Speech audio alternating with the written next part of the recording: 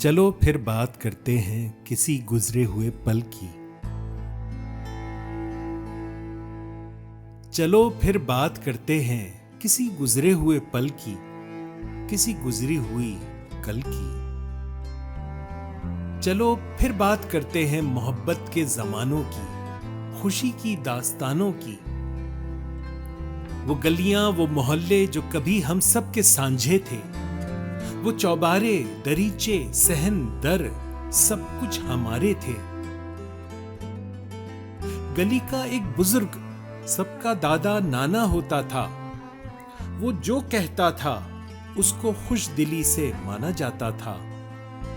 किसी के घर कोई सौगात बनती थी या आती थी तो वो सारे घरों में थोड़ी थोड़ी बांटी जाती थी। खुशी में और गम में सारे मिलकर साथ होते थे। गले मिल मिलकर हंसते थे, गले लग लग कर रोते थे। बड़ों का एहतराम, बच्चों से सबको प्यार होता था। घर किसी के भी आया हो, वो मेहमान सबका यार होता था। गली के नौजवान लड़के सभी के काम आते थे।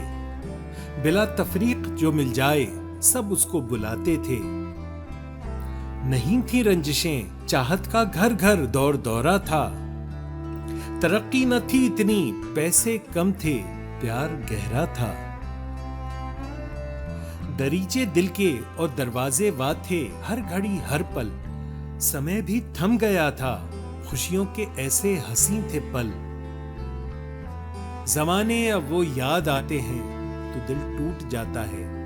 निगाहों में वही मंजर पुराना लौट आता है।